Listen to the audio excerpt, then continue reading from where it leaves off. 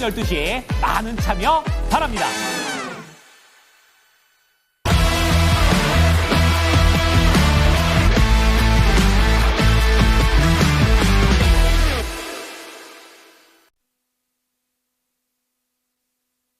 네, 프로의 시선으로 이어가겠습니다. 글로원 파트너스의 이성웅 이사 함께하겠습니다. 어서 오십시오. 네, 안녕하세요. 네, 오늘의 주제부터 확인하고 얘기 나눠보겠습니다. 주식을 늘려야 되는 타이밍인가? 일단 예스, 노로 먼저 들어봐도 될까요, 이사님? 네. 중간이야. 약간 노예요, 노. 네. 노예요? 네, 노. 완전 노는 아니지만. 네. 네, 왜 그렇습니까? 일단은 그 이유를 좀 살펴봐야 되겠는데요. 우리가 그 주식에 대해서 접근을 할 때 큰 틀에서 주식 시장보다 자금의 규모가 더 큰 시장의 흐름을 볼 필요가 있어요.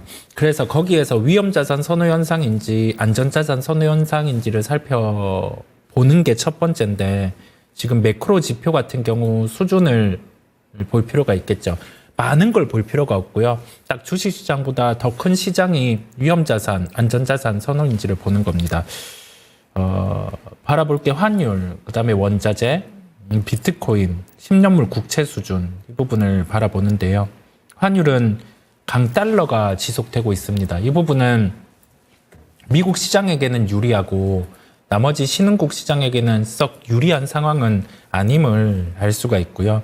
원자재 같은 경우는 금 수요는 지속되고 있는데 이게 안전자산 선호 현상으로 지속된다라고 하기보다 다른 자산이 많은 국가에 속한 국민들이 해지 차원에서 좀 매수를 하고 있어요.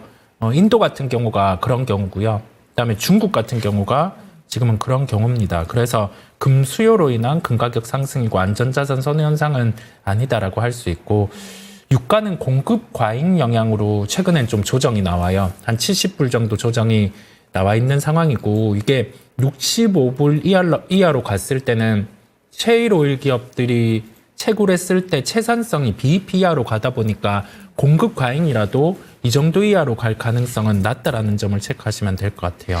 그 다음에 비트코인인데, 비트코인 같은 경우는 이제 10만 불을 넘어가죠. 원래는 한 9만 불에서 10만 불 정도의 박스권 흐름이다가 이제 10만 불을 넘어가는 흐름이 나타났는데, 유동성의 지표로 보시면 될 것 같고, 그와 함께 미국에서 비트코인 같은 경우를 전략 자산화를 한다라고 했어요. 이게 의미하는 바가 기존의 전략 자산은 뭐 곡물, 원유, 금, 이런 쪽들인데, 이제 비트코인을 포함한다라는 건 그 가치에 대해서 좀 모호한 책정이 되다가 자산에 포함을 하다 보니 이제 가치 책정 같은 경우가 미국의 기축 통화는 아니지만은 금에 준하는 정도로 이제 매겨질 수 있다라는 점으로 말씀을 드립니다. 파월 의장도 같은 멘트 했잖아요. 그렇습니다. 네, 파월 의장 같은 경우가 원래는 비트코인에 대해서 좀 부정적인 시각을 가지고 있다가 작년 중반부터 조금씩 시각을 선회하기 시작을 했었어요. 왜냐하면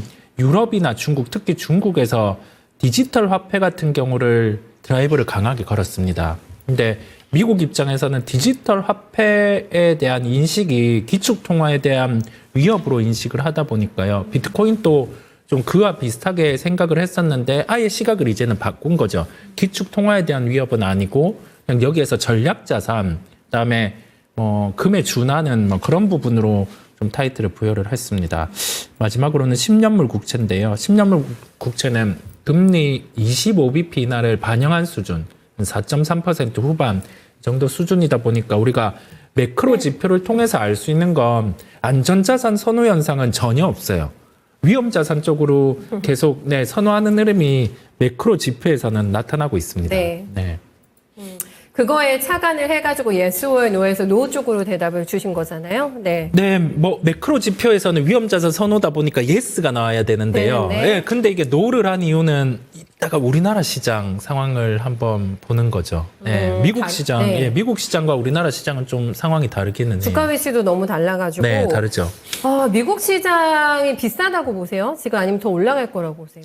비싸지 않아요. 비싸지 않아요. 밸류를 논하기에는 그 IT 버블 시절과 한번 비교를 해보면 그때는 그 실적에 대한 지속성이 밸류에이션으로 보면은 내년에 대한 실적이 추정이 쉽지 않았어요. 이만큼 올해 실적을 다 내놨다 보니까. 그런데 그때 시기와 지금 시기를 비교해 보면 내년 실적에 대해서 성장이 답보되는 상황이거든요. 엔비디아, 그다음에 최근에 브로드컴, 뭐 오라클은 최근에 좀 실적이 살짝 공백이 있기는 했지만은 이 기업들 같은 경우가 실적에 대해서 연속성이 있는데 밸류에이션도 주가 수익 비율 기준 대부분 50배 이하 정도예요. 그러면 이게 버블이 아닌 상황이다 보니까 내년 실적 대입해 보면 합리적인 주가 수준들이거든요. M7도 다 버블 아니라고 보세요? 그죠? 네, 그렇죠. 근데 테슬라는 시장에서 고민할 것 같아요. 고민을 하는데 이게 과연 비싼가 싼가의 잣대는 기준이 없는 거죠. 왜냐하면 뚜껑이 열렸다는 표현을 하고 싶어요. 미국에서 하나의 정부에서 최적화가 돼 있는 기술을 가진 자율주행과 로봇과 그다음에 그 부분에 대해서 이제 허들을 내려주는 거죠. 우주항공 이쪽에 관련된 규제를 내려줄 수 있다라는 걸 내비쳤는데 실제 내려주고 있거든요. 그러면 테슬라는 주가 수익 비율 기준으로 보면 이제 100배가 넘어가요. 그런데 이걸 비싸다라고 할 수가 없는 게 여기에서 내년 내후년이 이 규제가 철폐되면서 이익이 지금보다 만약에 30% 50% 잘 나와버리면 고퍼 같은 경우에서 이제 저퍼로 가버리거든요. 주가는 올라가는데 그런 현상이 있을 수 있다 보니까 신기한 현상이네요. 네, 테슬라는 네. 그 미국이 어찌 보면 그 규제 철폐의 중심이라고 할 수 있겠어요. 네. 여전히 ING입니다. 그래서 브로드컴, 테슬라, 애플이 시장 견인을 하고 있는 미국 시장이고 비싸지 않은 시장이다. 이렇게 얘기할 수 있겠어요.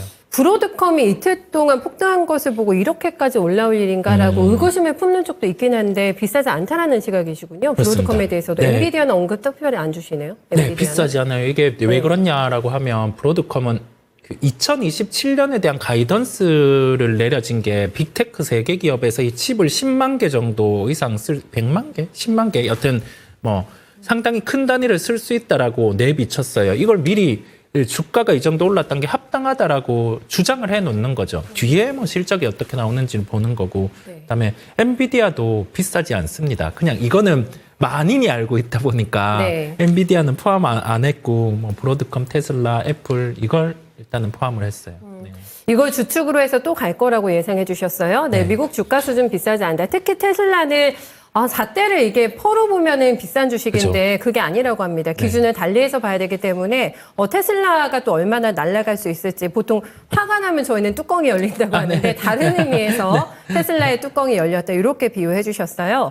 문제는 이제 우리나라 별개 문제를 네, 해주셨기 때문에 그렇죠. 우리나라 지수는 싼 거는 맞죠? 싸죠. 싸긴 싸죠. 이게 그런데, 참 네. 어찌 보면 웃긴 게 웃기다는 표현은 넣을게요. 보시는 분들이 좀 불편할 수 있으니까 좀 불편한 게 네.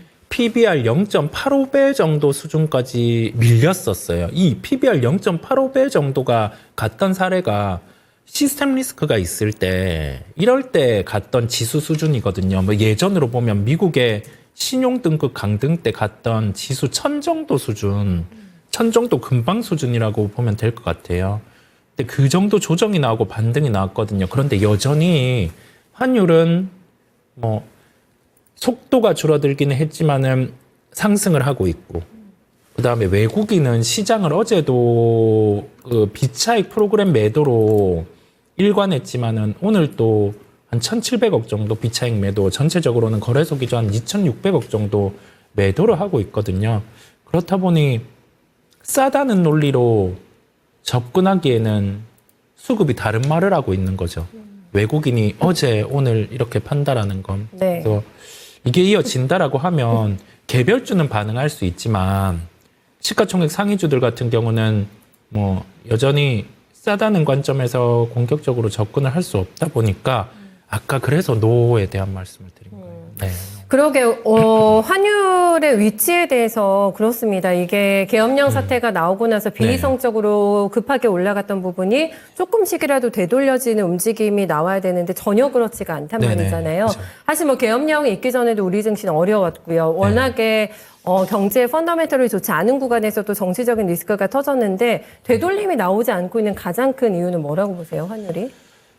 그게 해석을 하기는 힘들 것 같아요. 그런데 환율 시장은 언제나 빠르고 옳잖아요. 뭔가 다른 걸 생각하고 있는 것 같습니다. 네. 환율이 오르고 이렇게 외국인이 판다라는 건 시장은 주가가 먼저 반응을 하고 뒤에 결과가 나오기 마련인데 그 결과는 어떤 게 나올지 모르겠으나 약간 우리나라 전국의 불안정성 같은 경우가 네. 계속 이어질 수 있다 보니까 지금은 나타나는 하나의 현상으로 볼 수가 있겠어요. 그건 우리가 어떻게 해소할 수가 없어요. 시장의 현상만 보면 되는 거죠. 그래서 좀 급할 필요가 없음을 시장 현상을 통해서는 말씀을 드립니다. 그러네요. 결국에는 싼 데는 싼 이유가 있고 비싼 데는 비싼 이유가 있다. 이렇게 네. 정리하면 될까요? 그렇습니다. 네네. 그렇습니다. 근데 그게 또 크게 달라질 것 같진 않고 그 패턴도. 네, 지금은 그런 상황입니다. 양극화가 굉장히 심할 것 같고 어디까지 미국장과 우리 증시의 디커플링이 나타날까 걱정이 됩니다. 하지만 이 안에서도 좀 저희가 찾아야 하기 때문에 네. 이런 전반적인 감안을 해봤을 때는 어떤 쪽으로 공략이 들어가야 될까요? 아까 그 미국에서 규제가 완화되면서 부각될 수 있는 업종들을 함께 살펴보면 될 것 같아요. 그게 조금 차이는 있겠지만 미국에서는 테슬라가 최적화를 시켜놓은 산업에 규제가 낮아지는 겁니다. 자율주행 쪽 같은 경우가 대표적인 업종이라고 할 수가 있겠고요. 이건 시장에서 시장 일각에서 얘기를 많이 하는 게 보험에 대해서 이 좀 비중에 대한 대상, 사고가 났을 때 보험에 대해서 완성차 업체냐, 보험사냐, 소프트웨어를 납품한 쪽이냐, 뭐 이런 데에 대해서 명확해지지 않았다라고 해서 자율주행은 좀 시간이 걸린다라고 했는데 이게 명확해졌어요. 네. 이미 그 안이 내려왔다 보니까 자율주행, 그다음에 로봇도 테슬라의 옵티머스 구현을 하는 걸 보면 뭐 로봇도 충분히 이제 대세가 될 수 있음을 말씀드리고요. 우리나라랑 미국이랑은 좀 다르기는 하지만 우주항공 쪽 같은 경우는 이제 미국에서도 뭐 규제가 거의 철폐죠. 철폐가 되고 사기업 같은 경우도 다 만들어내면 할 수 있다 보니까 우주항공도 함께 볼 수가 있겠고 우리나라에서는 미디어 엔터 쪽 같은 경우가 좀 대표적으로 부각이 될 수 있겠습니다. 왜냐하면 우리나라와 미국 시장을 딱 선을 긋는 게 아니라 글로벌 시장에서 이 시장에 대해서 점유율 상황들을 보면 미디어 엔터는 우리나라가 선도하는 산업이다 보니까요. 미디어 엔터 같은 경우까지 함께 좀 살펴보시면 되겠습니다. 네. 결국에는 친 트럼프, 네, 친 머스크, 이쪽으로 가자라고 얘기해 주셨는데, 이 말씀해 주신 자율주행, 로봇, 우주항공은 조금 다를 수 있겠습니다만은, 우리 시장의 메인 종목이 과연 있나? 이것도 그러면은 직접 투자, 미국 직접 투자가 나을까? 이런 생각들도 분명히 하실 만한 섹터거든요. 이쪽이 다. 맞아요. 이제는 병행하는 거죠. 우리나라를 배제하는 것도 아니고 미국만 선호하는 것도 아니고 여기에서 우리는 그 틀을 깨고 이 산업을 보는 거예요. 산업에서 글로벌의 탑 티어에 속한 기업들만 주식 플레이를 하는 거죠. 냉정하게. 그래서 그 부분을 보면 자율주행 로봇 우주항공은 다 해외기는 해요. 해외기는 하고 우리나라 중에서도 사기업 쪽에서 프로젝트를 이제 준비하는 우주항공 쪽은 하나밸류체인 쪽, 그다음에 로봇은 레인보우 로보틱스 이런 쪽이 있기는 합니다. 자율주행은 레이다, 라이다 진영은 상관없어 보여요. 네. 거기에서 기술 침투가 나올 수 있는 SOS랩, 프런티어 이런 기업들은 계속 살펴보시면 될 것 같고요. 그다음에 그렇게만 주시겠어요? 저 또 궁금한 게 미디어 엔터 쪽에서 네. 지난주인가 네. 카카오 게임즈가 또 머스크 효과로 많이 올라왔잖아요. 그죠. 네, 네. 이쪽도 괜찮게 보세요, 게임 쪽. 카카오 게임즈보다는 좀 편한 거는 크래프톤 같은 경우가 좀 편하고요. 좀 높은 단에 있는 차라리 네. 안정적인 종목들. 개인적으로 기대했던 건 펄어비스였는데 네. 이번에 그 붉은 사막이 내년 4분기 출시로 예상보다 좀 시기를 딜레이가 됐어요. 미뤘어요. 네, 미뤘다 네. 보니 네. 펄어비스는 아쉽지만 좀 배제하는 것으로 내년 갔을 때 말에 갔을 때 보는 것으로 그렇게 말씀을 드릴 수가 있겠습니다. 알겠습니다. 일단은 주신 쪽만 선호해서 한번 참고해 보도록 하겠습니다. 말씀 잘 들었습니다. 네, 감사합니다. 네, 지금까지 이성웅 이사와 함께했습니다.